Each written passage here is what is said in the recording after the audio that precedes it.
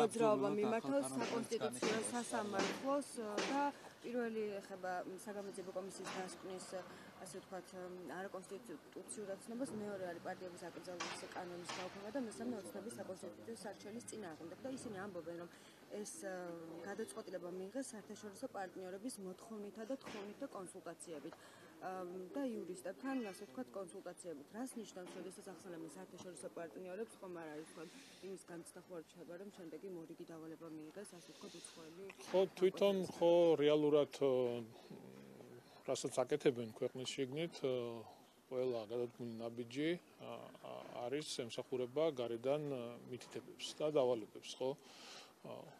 რა თქმა უნდა, ის რაც ამ ადამიანებმა წლების წინ ჩაიდინეს, ის რა პოლიტიკასაც აწარმოებდნენ, რა თქმა უნდა, მიმართული იყო ქვეყნის წინააღმდეგ, იყო ანტისახელმწიფოებრივი, დღესაც აგრძელებენ გარედან მიღებული დავალებების შესრულებას და ზუსტად ეს განცხადებაც მათი ქმედებაც მიუთითებს იმაზე, რომ ეს ადამიანები არ ეკუთვნიან საკუთარ ხალხს, არ ეკუთვნიან საკუთარ ქვეყანას, ისინი არიან ჩვეულებრივი აგენტურის წარმომადგენლები და ემსახურებიან გარედან მიღებულ დაკვეთილს. კონსტიტუციასთან საბრძოლველად პარლამენტი განიხილავს ახალ საკანონმდებლო პაკეტს, კიდევ ერთხელ რომ დამოუკიდოთ მიზნები რა არის ხელისუფლების.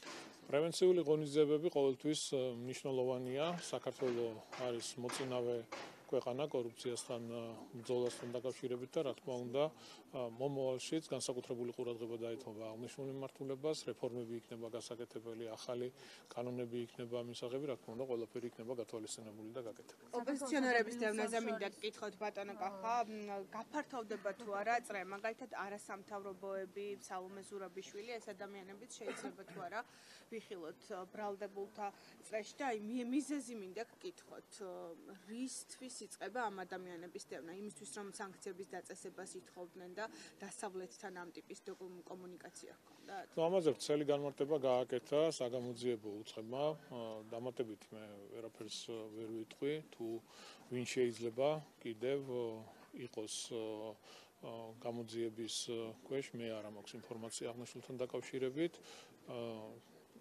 თუმცა რაც შეეხება ვრალდებას, რაც მოვისმინეთ, რა თქმა უნდა, ძალიან მძიმეა და ამაზე ჩვენ არაერთხელ გვისაუბრია, ხო? ეს ადამიანები თავიანთი ქმედებებით ეწევიან ანტისახელმწიფოებრივ ქმედებას, რა თქმა უნდა, დგავენ ისეთ ნაბიჯებს, რომელიც აზიანებს ამ ქვეყანას, ამ ქვეყნის მომავალს, ქვეყნის ეკონომიკურ განვითარებას, მშვიდობის შენარჩუნებას და ასე შემდეგ. დაზიანება რა იყო ხელისუფლების სანქცირებას რომ გქონდეთ? რა ვიცი, უამრავი მაგალითი შეგვიძლია მოვიპოვოთ და თუნდაც ის მტკიცებულებები, რომელიც იქნა გაჟღერებული, როდესაც შენ ხარ პოლიტიკოსი, ხარ პოლიტიკაში, პირველ რიგში უნდა ატარებდე შენი ქვეყნის ინტერესს.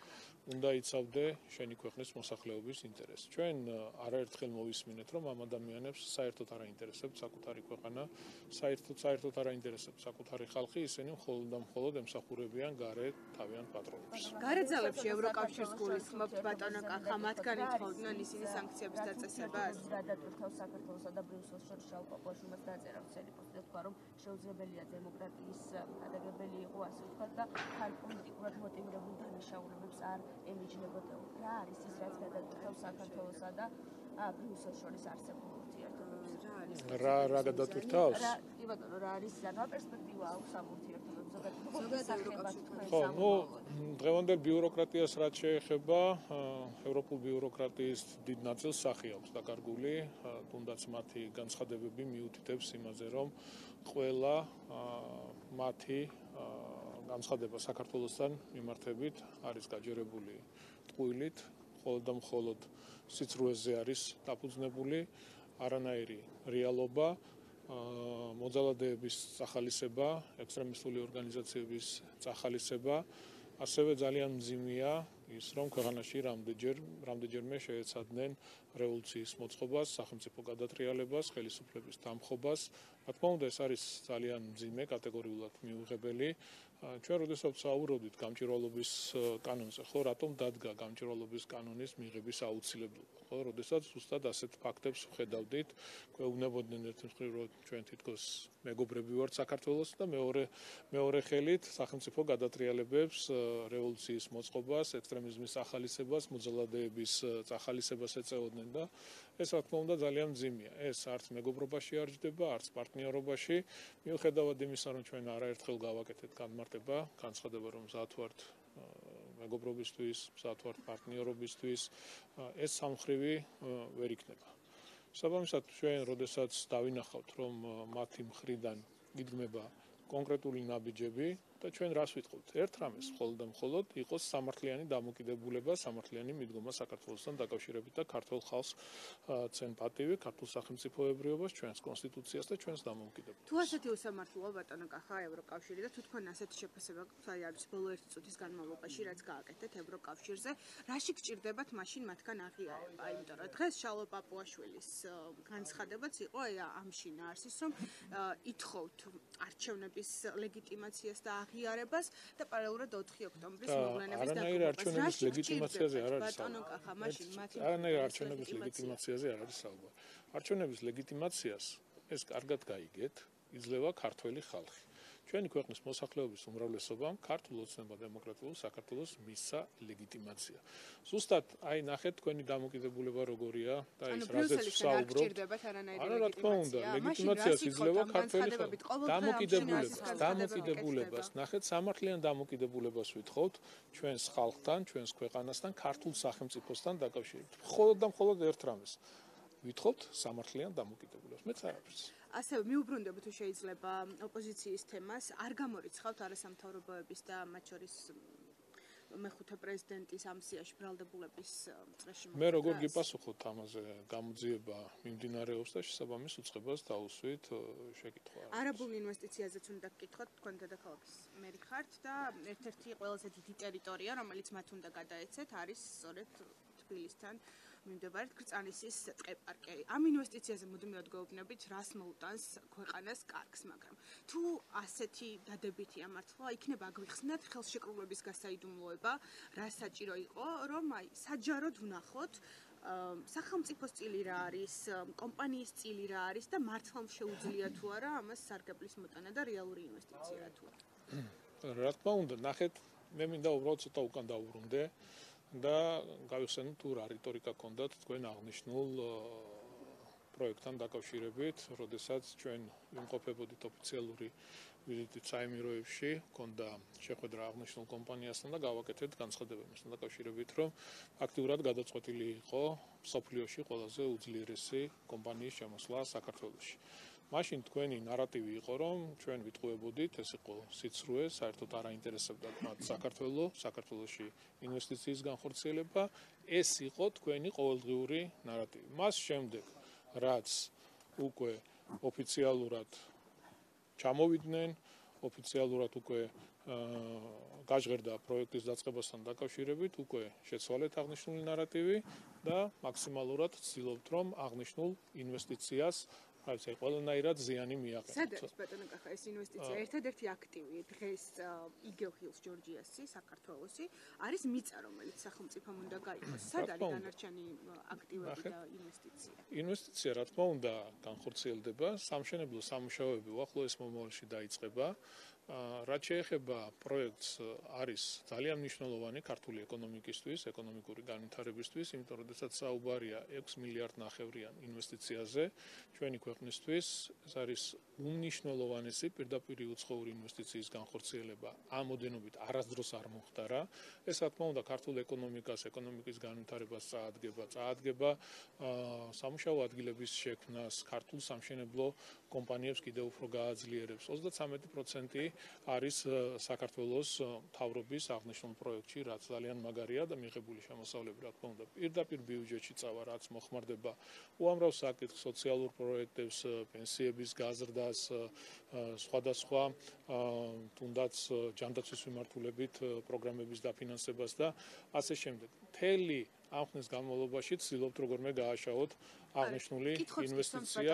ახლაც მინდა კითხოთ, აი 6.5 მილიარდზე გველაპარაკებით. 33%-ის სანაცვლოდ ჩვენ დაახლოებით 2 მილიარდი დოლარის აქტივი გვაქვს ჩადებული ამ პროექტში გონიაში და კრწანისის ტყეპარკში.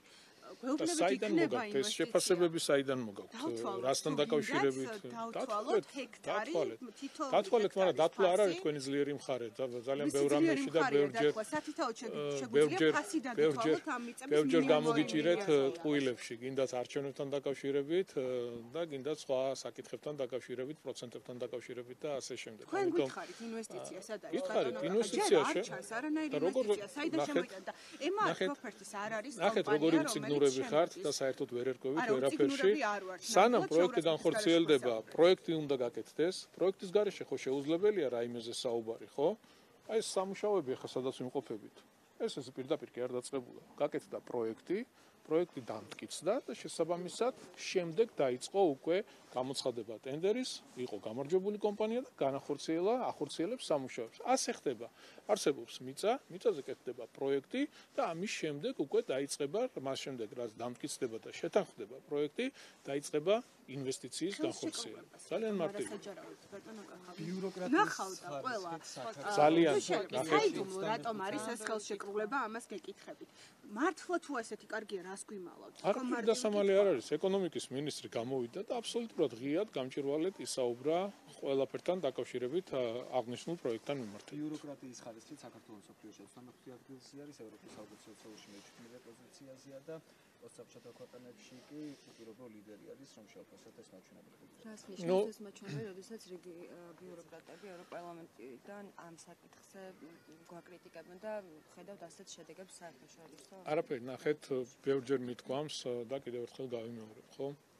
როდესაც ხდება სამართლიანი შეფასება, რა თქმა უნდა, საქართველო არის მოწინავე ქვეყანა იმ ქვეყნებს შორის პირველ რიგში ხაზი მინდა გაუსვა, რომელსაც კანდიდატის სტატუსი მისცეს, რომელსაც მოლაპარაკებები გაუხსნეს, თუნდაც ყველასთან შედარებით არის მოწინავე ქვეყანა და მოწინავე არის ასევე ბევრ ევროკავშირის წევრ ქვეყნებთან შედარებით. ეს არის რეალობა, ეს არის ფაქტი, ქვეყანა ვითარდება, ქვეყანა წინ მიდის, ეკონომიკურად ვიზრდებით, როდესაც პოლიტიკური ნარატივი შემოდის, რა თქმა უნდა, მაშინვე არასამართლიანი დამოკიდებულება, თავდასხმები, მუქარები, ეს არის ძალიან მძიმე, ძალიან ცუდი და როდესაც საუბრობთ, რას ვითხოვთ ევროკავშირთან, აი ამას ვითხოვთ. გვინდა რომ იყოს სამართლიანი დამოკიდებულება. პრაიმ-ტაიმის ინფორმაციით ოპოზიცია საქართველოსთვის ვიზა ლიბერალიზაციის შეჩერებას ითხოვს აქტიურად შეფასებთ მათთვის. ხო, ნუ ეს ახლა დამალული არაფერი არ არის, აქ პირდაპირ კაბინეტებში დარბოდნენ და როდესაც ჩვენ საუბრობთ მტრულ საქმიანობაზე, აი თქვენ კითხულობდით და პირველს გიპასუხებთ. აი ეს არის მაგალითად მტრული საქმიანობა, როდესაც ბრიუსელში კაბინეტებში დარბიხარ და ცდილობ რომ ქვეყანას მახსოვს ასოცირების ხელშეკრულებაზე ხდებოდა ხელმოწერა, მაშინაც იგივე საკეთებდნენ, რომ როგორმე ეს ხელმოწერა არ მომხდარიყო, შემდეგ იყო ვიზა ლიბერალიზაცია, იგივე დამოკიდებულება იყო უამრავი მცდელობა, რომ არ მომხდარიყო ვიზა ლიბერალიზაციის პროცესი ბოლომდე მიყვანა კანდიდატის სტატუსთან დაკავშირებით, ამას ხო არ მალავდნენ, პირდაპირ გამოდიოდნენ და გვეუბნებოდნენ, რომ კი, ჩვენ დავდივართ იქ, რომ ქვეყანამ არ მიიღოს კანდიდატის სტატუსი. შესაბამისად, ამ მტრულ ქმედებებს ყოველთვის მოყვება რეაგირება. სახელმწიფოს და პარტიას არ მიჯნავთ. აი ხა მუდმივად ლაპარაკობთ, რომ ქვეყნის წინააღმდეგ მუშაობენ. განცხადება დღეს ქვეყანას წარმოადგენს ქართული ოცნება დემოკრატიული საქართველო, რომელიც აირჩია ქვეყნის მოსახლეობის უმრავლესობას. თქვენს ლეგიტიმაციას არ ცნობს დასავლეთი. შესაბამისად, სახელმწიფო და პარტია იმიჯნება. კიდევ ერთხელ ვიმეორებ, დღეს ქართულ სახელმწიფოს წარმოადგენს საქართველოს მთავრობა. ქართული ოცნება დემოკრატიული საქართველო, რომელიც აირჩია ქვეყნის მოსახლეობის უმრავლესობა. ეს არის რეალობა და შეიგნეთ და გაიგეთ, რომ გარედან ვერავინ ვერ გაბედავს, რომ ქართულ ხალხს დაუსვას თავისი აგენტურა და თავისი ხელისუფლება. ამ ქვეყნის ბატონ-პატრონი არის მისი აღმატებულება ქართველი ხალხი და ქართველი ხალხი გადაწყვეტს, ვის უნდა ანდოს ქვეყნის ბედი და ვინ უნდა იყოს ქვეყნის ხელისუფლებაში და არა გარედან ვიღაცეები. მადლობა დიდი